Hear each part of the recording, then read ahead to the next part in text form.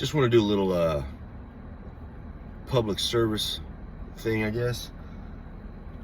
Something that I did not know but have painfully come to understand is that if you are married to someone and say your wife splits, or for ladies, if your husband takes off, you legally have a right to your children. Like, they cannot legally just up and move and take your child with you, away from you. Like, that's completely illegal.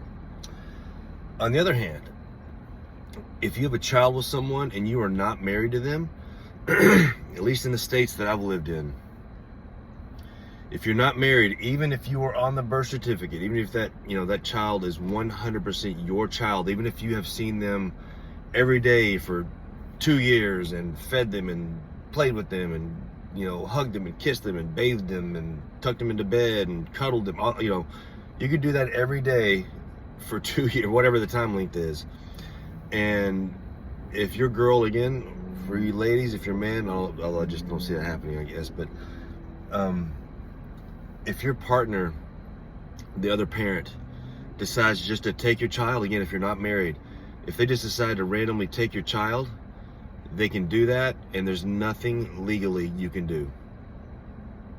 It's insane, but that's the reality. And another thing is that if you try to get this person that takes your child served with court papers, at least in California, I know this is true, you are allowed to dodge service. Now, of course, the judge may look at that, not favorably, but it's not criminal to dodge court service. And I know, because the person I'm dealing with, I tried to get them served 21 times with a private processor server and the local sheriff. They called, went by the house, all that jazz, called parents. Not a single person returned a phone call the entire time. I'm going without my daughter, which is driving me absolutely insane. The amount of pain is so far beyond, the anxiety, the fear, it is like the worst of emotions wrapped up all together. It's just, there's people in this world that I hate, and I would not want them to go through this. So anyway, just be careful.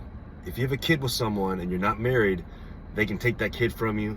And if you try to get them served, they can legally dodge service. So just be careful what you're getting into. If you have a kid with someone, I hate that the law is set up this way, because you should not be coaxed by the state into getting married. But if you have a child with someone, politically it is advantageous. Not politically. Well, I guess if you're in public service or whatever, but legally it is advantageous just for rights to your children to be married to that person.